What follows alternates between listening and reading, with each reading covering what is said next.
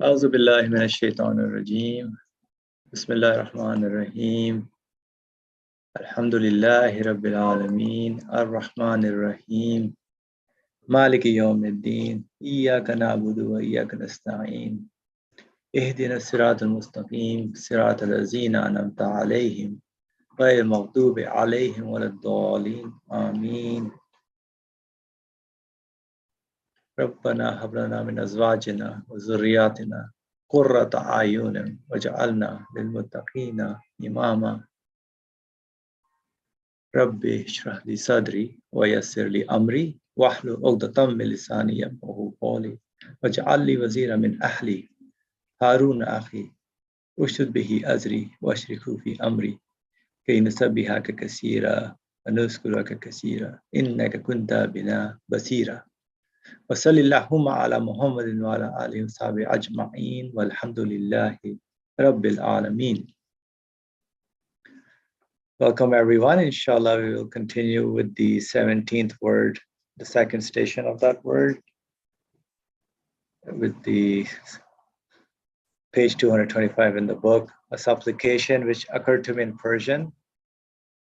We started that last week, and Brother Ali gave us like a kind of some background summary on how we should read the text of this author, on how he kind of gives the exegesis or the commentary on the Quran with certain verses, and how his understanding of the message that he's getting, he shares with us.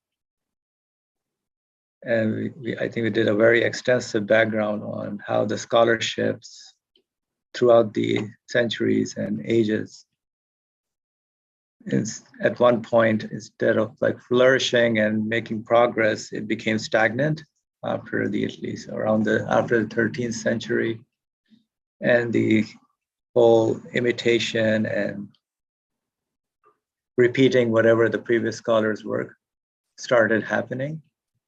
And you can see right now also what's happening mostly in the mainstream scholarship, as we are noticing, is that the assumption is that we are already taken as believers, as Muslims or as Christians, as Jews, whatever the faith is, and building on top of that with that already assumed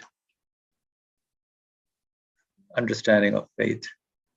So with that, this author is kind of breaking or the status quo and trying to revive, in a way, how the message, how we can benefit from it. And to me personally, this is one of the best ways I think I benefit also personally by revival of something new. That's how I learn, because the repeating does not really provide any progress for me. So inshallah, with that in mind, I think we can start going over the text. This application occurred to my heart in Persian and was therefore written in that language. It was first included in my published work, Hubab. This application is included in the original together with an enlarged Turkish rendering, which is the basis of the translation here. O my sustainer, addressing the sustainer, O my sustainer, heedlessly not trusting in you,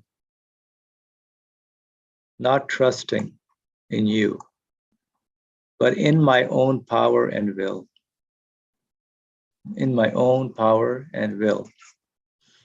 I cast an eye over the six aspects, searching for a cure for my ills. Searching for a cure for my ills, isn't that the whole human journey? All the different human questions we have, and we are looking for answers. Why are we here in this world? What are we supposed to do in this world? At some stage, man does come to that those kind of questions and all those different experiences that we may be going through with the rapid changes in our who we are in our own personal existence. We each can look at our own selves and see over the years how the change is happening, like from a sperm drop to fetus to the baby to a toddler, and here I am as an adult. Every 3 years, I may notice the changes happening. But it's incredible if you look at your pictures from 10, 15 years back, or 4 years back, 5 years back, like what is going on with the changes? Who's responsible? How did I change? Was that really me? I would go and ask myself. And then that's a continuous change that is happening, is going on. And of course, we start wondering, and the human crisis sort of kicks in, and we start looking for the cure.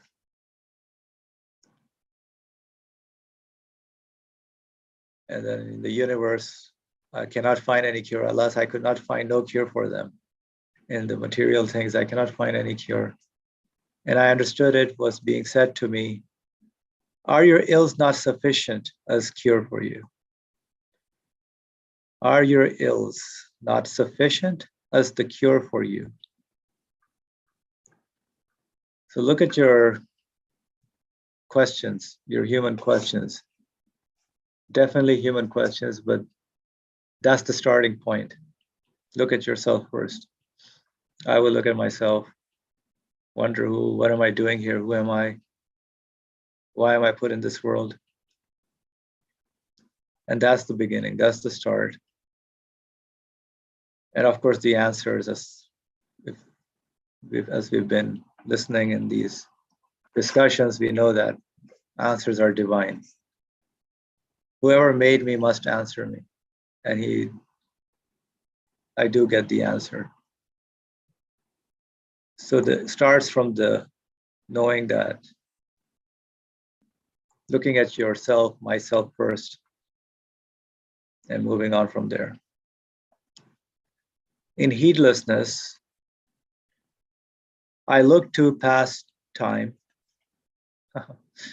In heedlessness, I look to past time on my right, to find solace. So all the time that's passed, looking for solace in there, solutions, peace. But I saw that yesterday appeared to be my father's grave. Yeah, yesterday is gone, no longer there. And past time was the huge tomb of all my forebears. Different people came, different generations, all. There was Alexander the Great, there was all those different leaders, king this, king that, Julius Caesar, whatever, Charlemagne, I don't remember many, they were like King Louis 12, 13, 14. All those people came and are gone. It filled me with horror rather than consolation. Because I know, as I see all those great leaders, prominent people are no longer in this world. They served their time and they are no longer here. What about me? I will go through the same fate.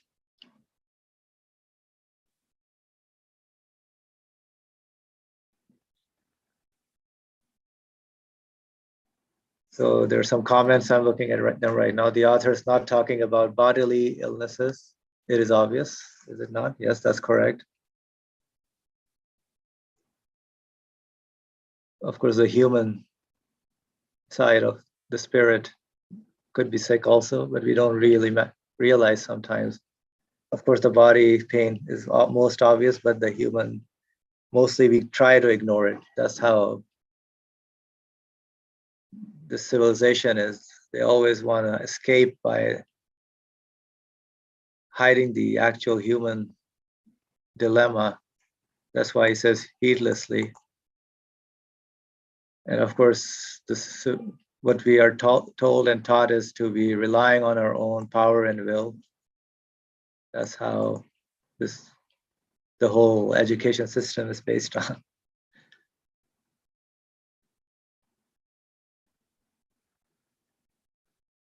So would anybody like to comment so far, or based on the chat I'm looking at? I mean, yes, it's obvious that it's not just about bodily, of course, but the ills of the human side. I mean, I think that is more painful than the bodily pain, to me at least, right?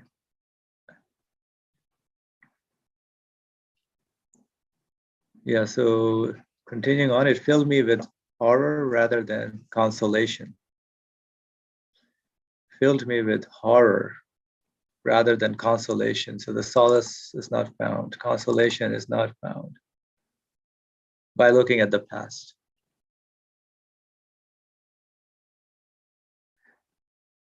So belief shows that horrific, vast grave to be a familiar and enlightened meeting and a gathering of friends. That's what belief brings, or the light of belief brings to me. Otherwise, the alternative is the heedlessness, where you only see the graves of the past, huge tomb of all my forebears, and horror rather than consolation comes. But I'm wondering now with how looking at the past, which is according to what belief in my life should bring me, shows the horrific vast grave to be a familiar and enlightened meeting and a gathering of friends. So a totally different, opposite perspective. One of desperation and the other is you're pleased. Yes, you'll be gathering of friends. It's more exciting rather than falling into depression. So one seems horrific versus the other one is enlightened.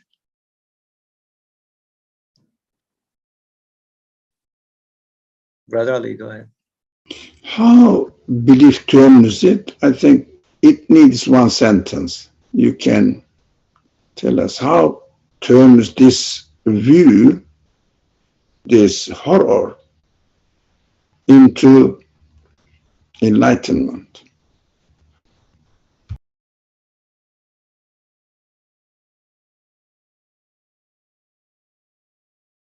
So your question is, how do you get this enlightened feeling? Did I hear you right? How does belief do that? Just in one sentence, I think there is no need to talk in details because it is somehow obvious that, but we have to express it.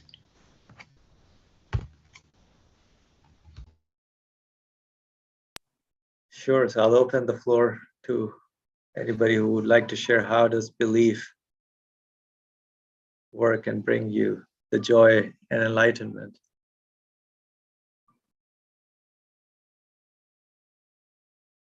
Who would like to share something?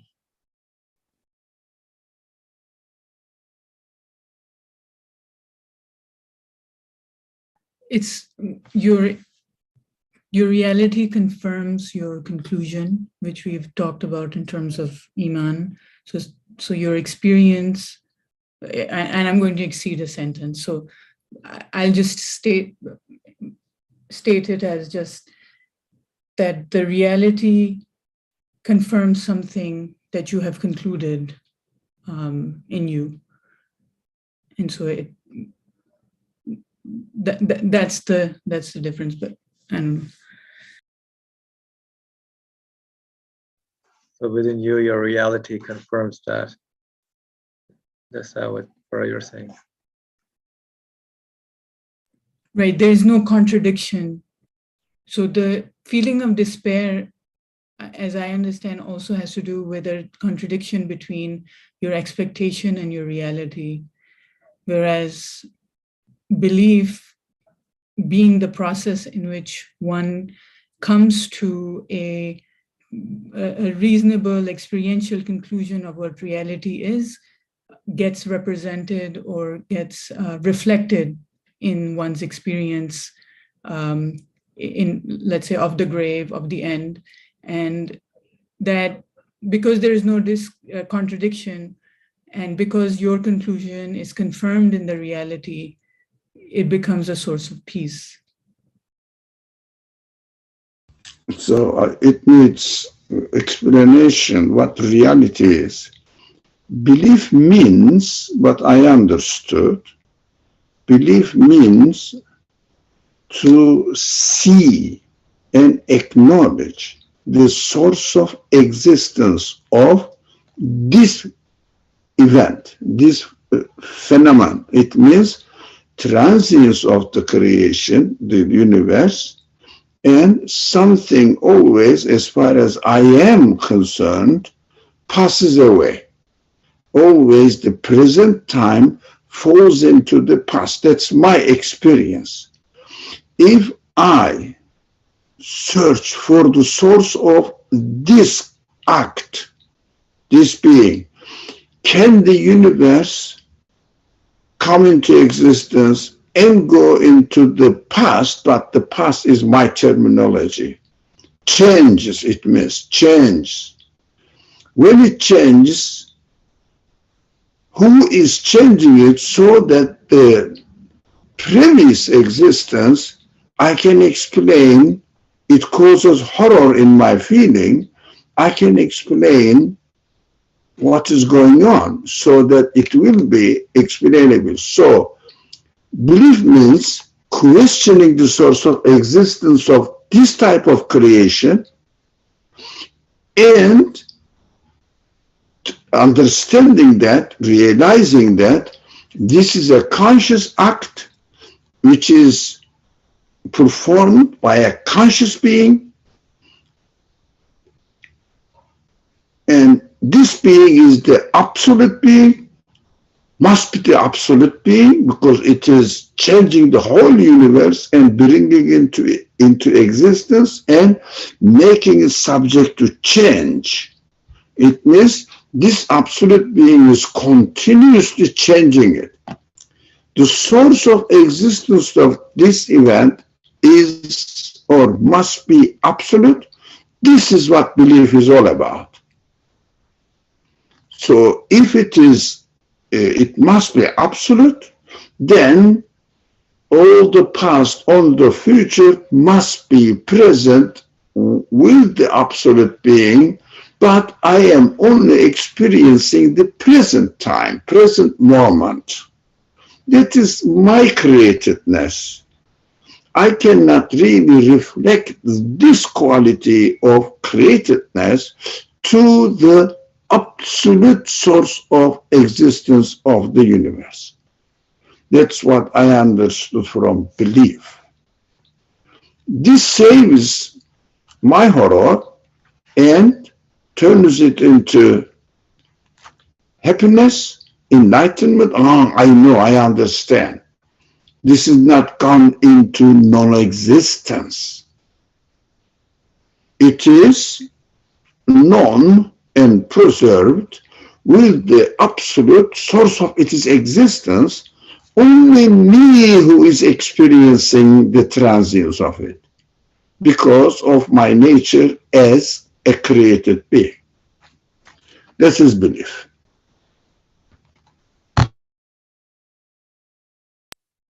Alhamdulillah. And preserved also in a good sense, because we want all those happy moments, we want to see them, we want to experience them again. Usually the preservation is more of a, oh, whatever, you're watch out, be careful. That there's one sense in that as well. The other sense is also, yes, you want to keep all the connections you made, your meetings with friends, the enlightenments you get, all that.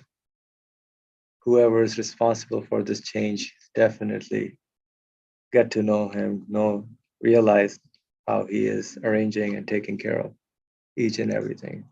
Because the present always becomes the past. That's right, as you said, Brother Ali.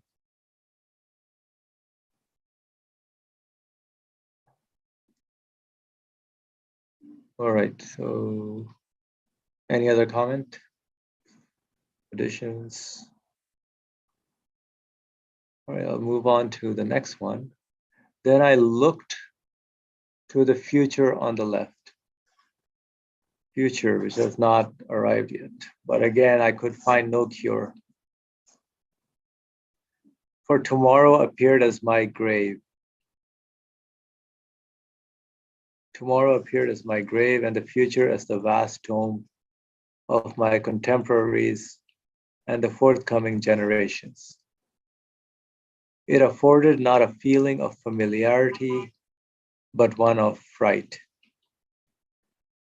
Right, yikes, just like everybody will go away, brings a sense of reality to the feeling. And one starts worrying. What about me? Yeah, I will also go through that fate. So belief and the peace of belief.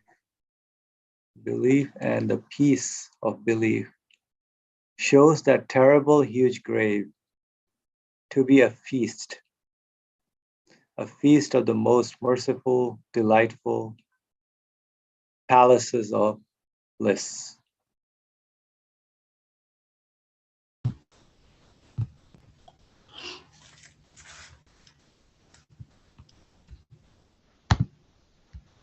Brother Ali, go ahead.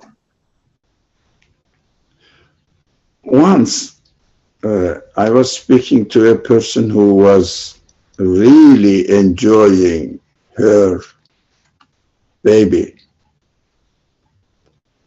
I said, yeah, she's beautiful. She's really a source of joy for you. Yeah, but don't forget, she will get old. You will die. She will die. Suddenly, she said, you have a very negative attitude. You just destroy my enjoyment. Now, that was the story, end of the story. If we don't attach ourselves to whatever we love, we enjoy, by recognizing, acknowledging the source of existence of the joy I am entertaining in my baby or my, I don't know, any child, maybe my niece, nephew, whatever. If I don't see at that moment, if I don't acknowledge and be conscious of that moment of joy in the presence of the baby or young child or a beautiful, lovable things, as the text started saying that, heedlessly I looked at the word, and then belief responded back. What does it mean? If we do establish our relationship with anything we love, we are heedless. We have to love it by seeing the cure in the transient of the baby. This is transient. I love it. Who is doing that? Again, same reasoning, same way of looking at the matters, as we explained earlier for the first point, for the past, how we are going to see it, must be utilized, see the source of existence of this baby. In fact, don't misunderstand, don't love the baby, love the creator of the baby. So be thankful through enjoyment of the baby to thank God. So God explains it in the Quran, says it quite clearly. وَوَصَّيْنَا الْإِنسَانَ لِوَالِدَيْهِ. We advise people about his or her relationship with their parents. حملته أمه وهنا على وهن وفصاله في عامين. This is not our subject. You know, she suffered a lot, and she took full care of you as a baby in full years, during the full years. And people say you can feed the baby or breastfeed the baby for 2 years. It is very superficial and limited understanding. But notice that she took full care of you. So the response is very important in the Quran. The Quran really teaches in a very concise way. Very concise. أن اشكر لي ولوالديك.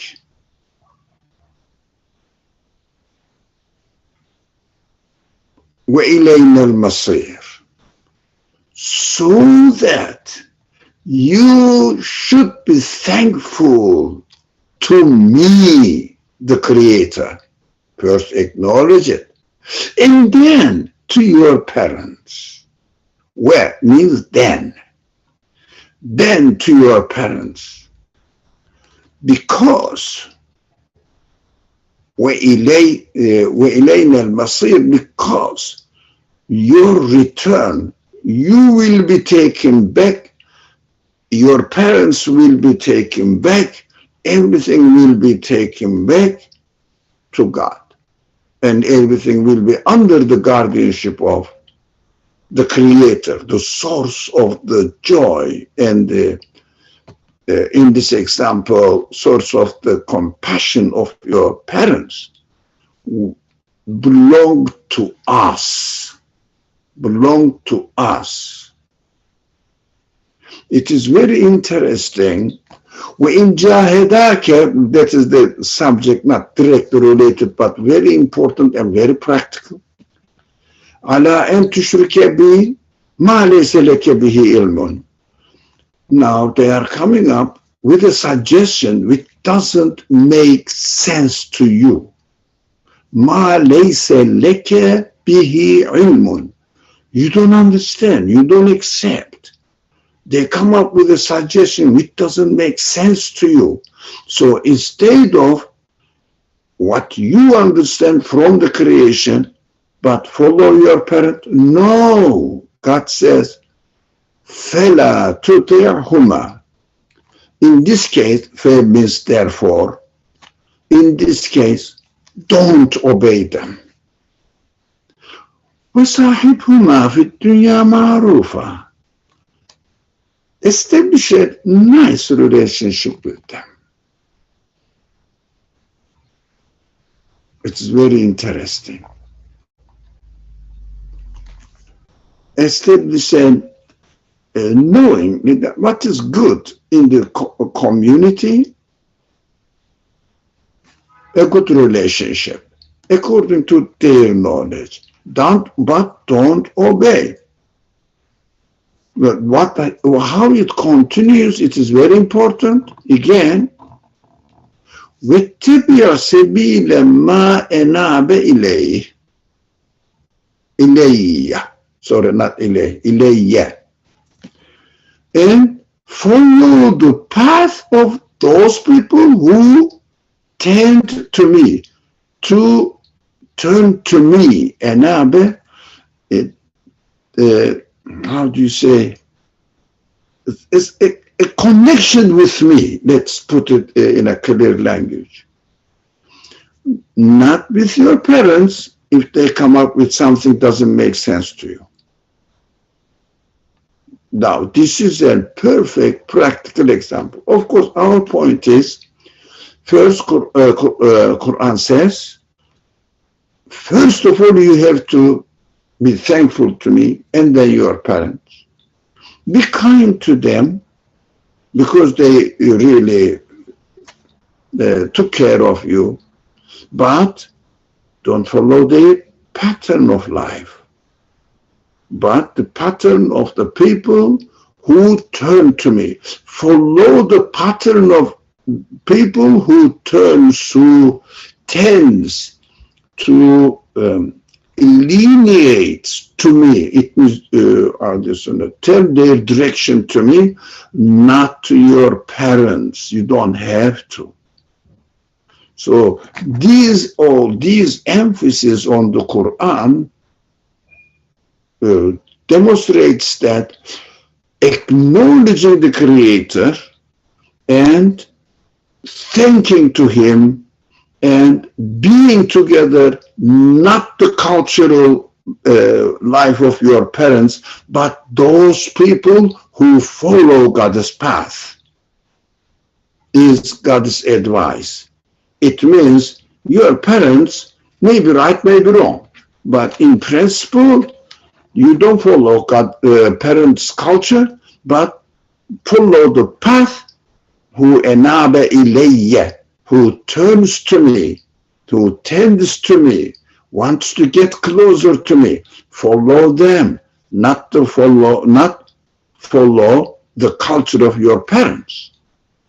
This is all emphasis on pay attention to the source of mother's, parents' compassion. Don't lose yourself that your parents were compassionate.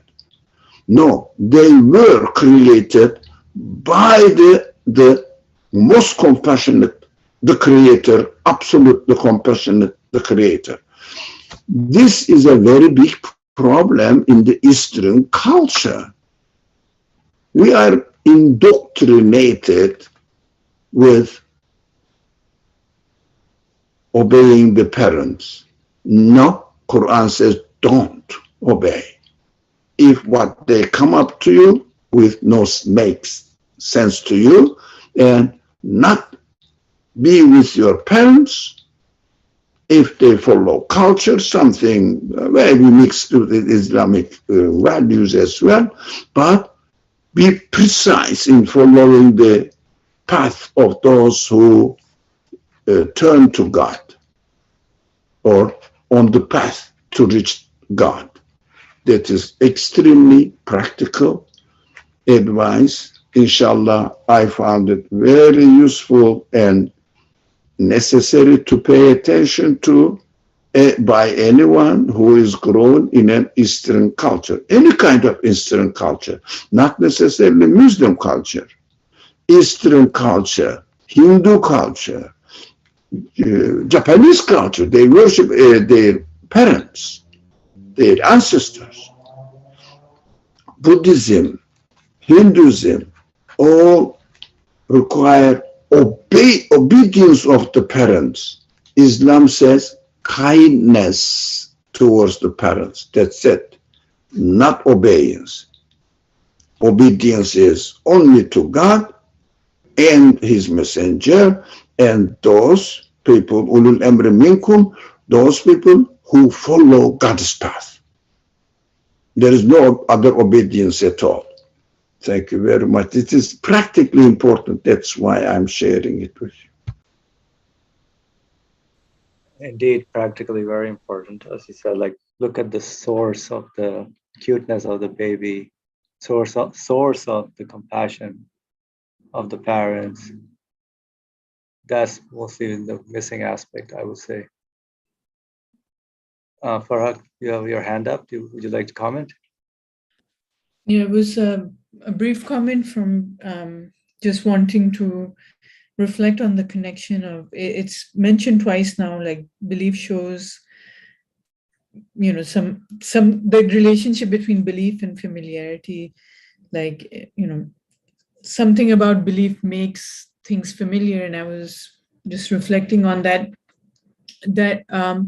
in relation to the definition of recognizing or acknowledging the source of existence, the fact that one can bring that perspective to any experience, which can be either visibly happy or visibly physically painful, no matter what the conditions are of that experience, it can be familiar because you are able to connect that experience to confirming that this experience must have a source of existence, like all things in existence. So it was just my own, I guess, way of wanting to understand, how does belief make things familiar?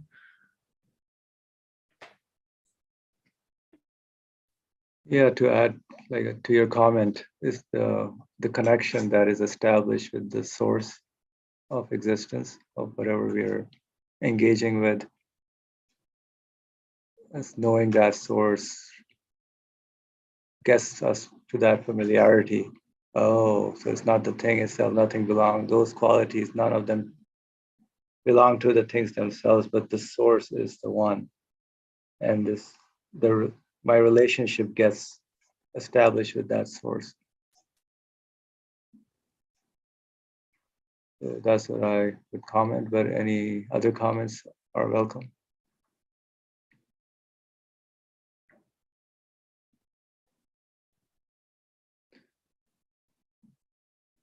So things becoming familiar, feeling of familiarity. Yeah, I mean, if there's no source of support or anything, then you cannot trust anything in this world. Then of course the only feeling is of fright. Nothing seems, everything is changing, seems it's all temporary. So where is the permanence in anything? And there's nothing in this universe is permanent. So you look for that feeling of solace, of consolation, familiarity. I think they're all related. Consolation, solace, familiarity. Go ahead, Farah.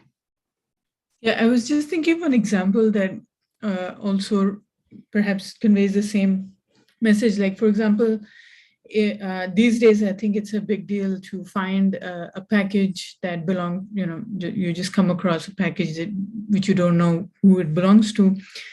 And in that case, for example, if there are any address on it from the sender or some other markers of recognizing where it's from, you immediately trust it, knowing that, oh, I know who the sender is. I trust this package, knowing where it is coming from. So knowing the source and the connection, and it reminding you of the connection and the relationship is a source of, I guess, peace, or however we're describing this here, like delight, let's say in this case.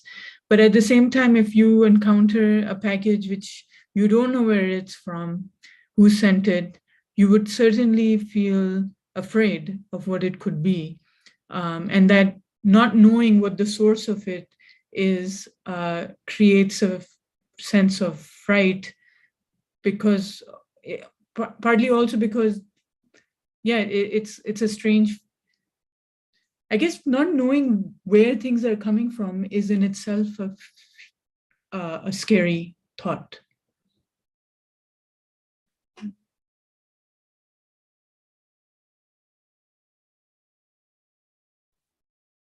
Okay. Why did you say scary? Not knowing. Yeah, go ahead. Yeah. Not knowing. I'm sorry, I misunderstood. Sorry.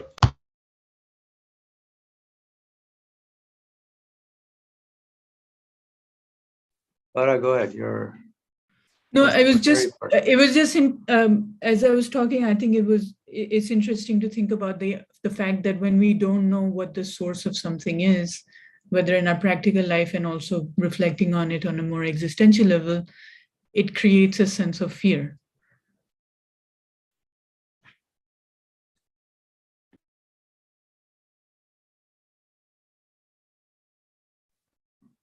All right, Brother Ali agrees with that. He had a green check mark. So what were you saying, Farid? Existential insecurity, if I don't know. Okay.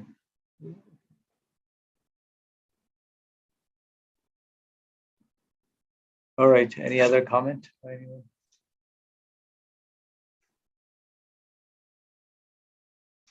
So that was the future. So the past and the future. Past is gone, future seems another like a grave kind of scenario. With belief, it becomes delightful palaces of, and an entry to the delightful palaces of bliss, grave to be a feast of the most merciful. So let's go to the next one. Since no good appeared from the left either, I looked at the present day. Yeah. Live in the moment. Looked at the present day, and I saw that it resembled a bier. It was bearing my desperately struggling corpse. So a stand holding my body. That's what the present day resembles. Whereas belief shows the bier to be a place of trade and a glittering guest house.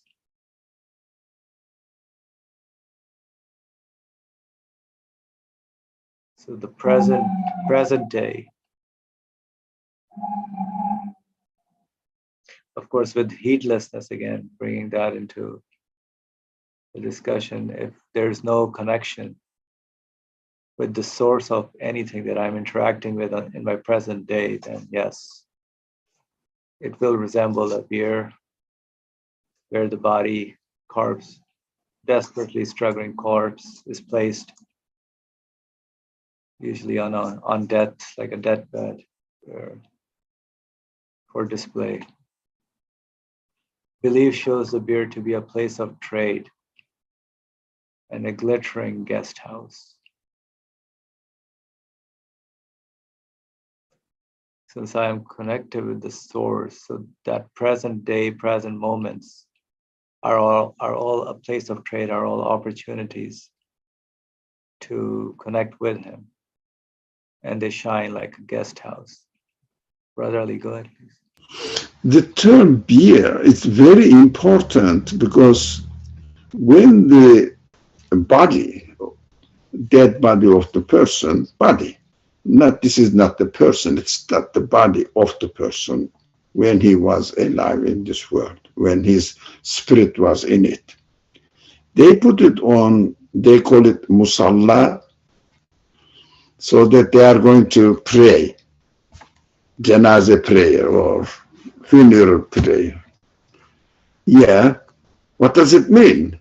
The body is there in the present moment as if I am a body which is going to be taken and thrown into the past, which is grave. Wow, those people claim that. Enjoy your day. How can I enjoy my day? I mean, they may have a good intention without knowing who they are and what they think of. Enjoy your day. How can I enjoy? I know I am continuously dragging into the past and future. I don't know what will happen to me, but at the end, sure, I will disappear. How can I enjoy my present time? So the belief, the source of existence of your being now, if you acknowledge him, it turns this moment, the present moment, into a trade. It's a very interesting concept, which is used in the Quran also. The trade, maybe for good reason, maybe for loss. So belief turns it into a profitable trade, which means I am aware of my present existence, and belief, by definition, must be aware, and then I must be aware that the source of my present time, present existence, has given me this existence in order to acknowledge the source of it and attribute my present day existence to its source, which is absolute being, infinite being. I received the existence, and trade means getting something and giving something in return, paying something in return, exchange. So this exchange is taking place through belief that I acknowledge the Creator and I am thankful to Him because He has given me this existence. So I did a very profitable exchange. It means I gained eternity of my present time. Without belief, you are a corpse standing on the whatever they call it, the stand, whatever, I don't know. Before putting the body into the grave, they put on it, and in some traditions, especially in Catholic traditions, in Muslim traditions, they stand up before the, so ridiculous, the corpse, so ridiculous. So in Christian tradition, especially Catholic tradition, they have so many ceremonies. So they put the person's body as if he is alive. These funeral companies are expert on it, and they get a lot of money because of the work they do. So people suffer from loss of losing money for nothing. Of course, they exploit the weakness of human beings because they are weak when they experience death of beloved ones. Of course, they are ready to give any sort of money. They exploit it. They put lots of makeup on the body. So ridiculous. Looks as if the person is sleeping peacefully. So ridiculous. And one day at least, the body stays there. And the people come, pay respect to the body. What an idiot tradition. Unfortunately, it influenced Muslim tradition as well. We respect body. Of course we do, but it doesn't mean that we are respecting the body. We are acknowledging the message through the death of this person. He is a sort of trait for me. The body reminds me my death. Every moment, not at the end of my life. No, every moment. At the end of my life, definitely. But whether you believe or not, you know that you are taken away from existence of this world or in this world. But for the moment, so it becomes a means of trade for me by acknowledging the source of existence. And I know that it's an excellent expression used in the text. The present moment is a guest house entertaining its existence. But this is only possible through acknowledging the source of its existence. Thank you.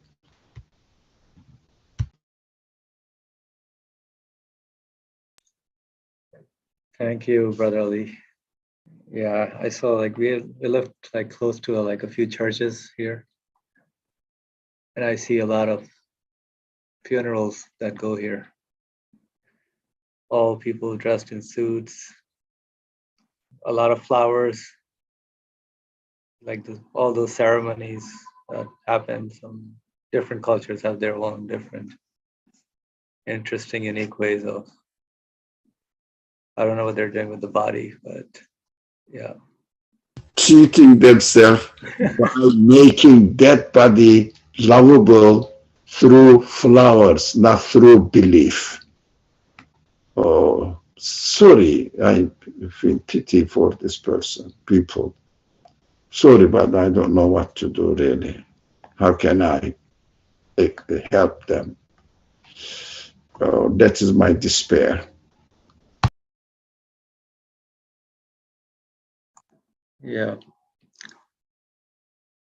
Okay, so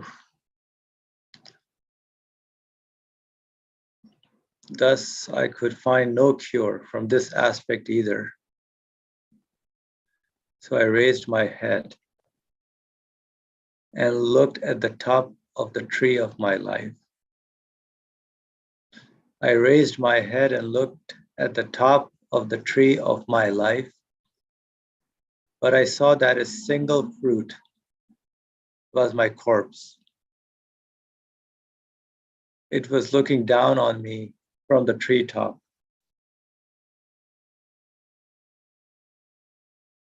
So now he's looking up, raising his head, and even there, he's only seeing that only one fruit, and that is the corpse, because that's only the body that heedlessness shows. Whereas belief shows the tree's fruit to be not the corpse, not the body, but the worn out home of my spirit. The worn out home of my spirit, which will manifest eternal life and is destined for everlasting happiness, from which it has departed in order to travel among the stars. Destined for everlasting happiness, from which it has departed in order to travel among the stars. So, yeah, so we'll most of the time, the changes that we see, we're only looking at the physical aspect of those things, the bodily aspect, never questioning the meaningful side of the creation, the angelic side, as we call it. And same thing with the human being, looking at your old pictures or videos, and looking at the changes that you have gone through. We only see the physical bodily side, but we never pay attention to, first of all, the source of that change, and then the spirit side of it. Brother Ali, please share your thoughts. If someone gets involved in the accident, traffic accident or something, that, for example, earthquake may happen, and somebody's home, God forbid, it is a big trouble in this world, problem in this world, his house is destroyed. What we say, oh, anything happened to you? He says, no, I'm fine, nothing happened, but my car is totaled. It means that's good for junkyard, graveyard, it means. Yeah, I call the human graveyard as a junkyard. So, body, it's not important. But they say, oh, as long as you are safe, if this person is a Muslim, he will say, Alhamdulillah, you are safe. Nothing really hurting you. No, everything, I'm safe. All right. And there is an expression, the property may be replaced, but you cannot. That's what we understand. Yeah? That is what, you are not replaceable, but house is replaceable, car is replaceable, but if you die, you are not replaceable. That's what our mentality is. But in fact, this is very interesting to use this word, expression actually. Belief shows that my what is the result of my previous life experience, previous life experience, belief says, okay, these are all my worn out home of my spirit. Oh, this is something gone. It's not the house. As long as my spirit is safe, which is safe, because of the perspective of belief, we understand I belong to my creator, and he is absolute. I am with him. But my creator took me out of this house, which I was renting, and he will give me and put me in another house. That's up to him, none of my business. He gave me this house, he will give me another house, because he gave me, he took it. What I understand, since he gave me freely, why not? He would give me another time freely again. So this is just a home of my spirit, temporary home of my spirit, worn out. It means totaled, junk. So don't worry about it. It is with human senses that we are happy if the person is not damaged himself, but the car is damaged only, we are happy. But when we die, we don't realize that this body is just a home of my feelings, my spirit, my soul. That is Iman requires this. So when somebody dies, we have to say, he is taken out of his old total house. Definitely the one who gave this house to him from the beginning freely, why shouldn't he give him another house? It means he is going to give him a new, brand new house, palace. That's why Quran describes the hereafter paradise as full of palaces, new houses, new bodies. Don't take it as a building. New body, appropriate to the conditions, the living conditions of that existence. Inshallah, that must be true, absolutely true. That's why human spirit really requires, and human intellect also understands that the creator is not crazy. So that he will give me a free house, destroy it, and leave me alone. Why? I didn't ask him to create me. He blessed me with this existence. So whatever happens is from him. That is what we have to see, our result of our life, or the tree of life, is not my body, but my spirit. That's why I have to be aware that body changes and dies, but spirit doesn't. Thank you. Jazakallah khair. Thank you.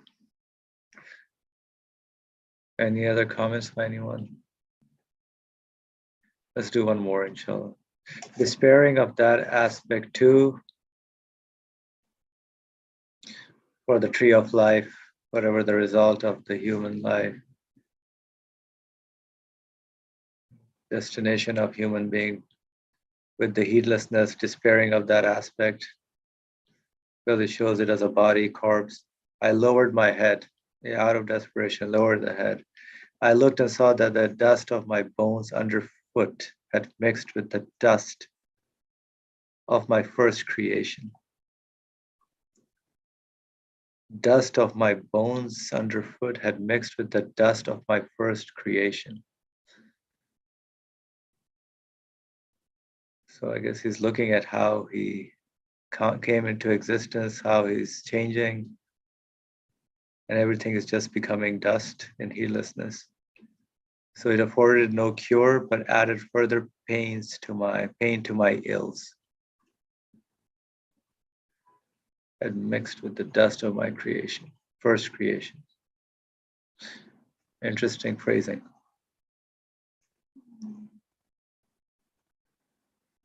Reminds me of the verses where the Quran keeps mentioning about. Do you remember how you came?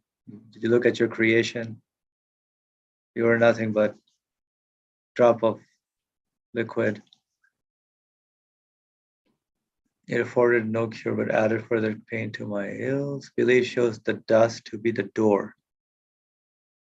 leading to mercy and a curtain before the halls of paradise.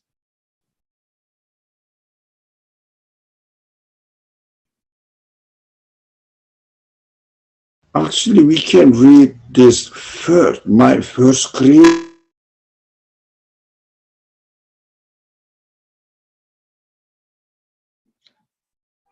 Yes, my first creation. Go ahead. Your voice is not coming through. Do you hear me? Yes, now we do. Okay. The Quranic term أول مرة, that's why first creation. The author preserves Quranic terminology, but it should be understood as my previous existences in this world. It means my babyhood, my being in a cell, and then fetus, and then baby, and then young, etc. All these previous existences, everything. Now I am at this moment now, I am standing on what? Collections of all my previous dead bodies. If we look at it with this heedlessness, but belief will turn it into every time I am entering, not losing, but entering. For example, if you get out of if you want to go to another room, what do we have to do to get out of the room where we are now in order to get the next room? That is the nature of createdness. I cannot be present in two different places at a time. So what I have to do? No, look, what is going? I'm going into another room, so I'm going through the door of death into another creation every moment. So at the end, when I die, it will continue again. When I die, as I lived yesterday and my existence continued today, when I die, I would realize I existed yesterday in another form. Today, I am taken into a completely different form of existence. That is why it is a radical change. Otherwise, the other changes taking place in our practical life, that from day to day, there is a change, but very small change, so that we ignore it. But when you look at back, I was a child once, but not I'm not a child anymore. It means I have been changing. Death means the same change, but with a radical change. That is why people are afraid of death. Otherwise, if you are aware of your small changes every day, as you were created, as I was created, one day younger of me, and today, one day older of me, it means I'm changed.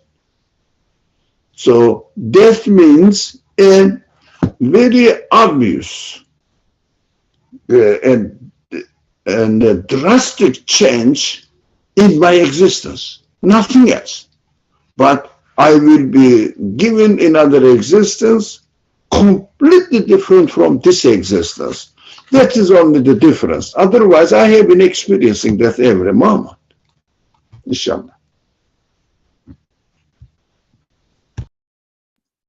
Alhamdulillah. So every moment we're going to a new room in our existence. Okay, so let's continue on to, maybe we'll continue this next time, inshallah. I turned away from that too. So time is up. Any final comments by anyone? All right. Bismillah ar-Rahman ar-Rahim. Subhanaka la ilma lana illa ma 'allamtana innaka antal alimul hakim. Wa akhiru da'wahum alhamdulillahi rabbil alamin. Bi hurmati surati al-Fatiha.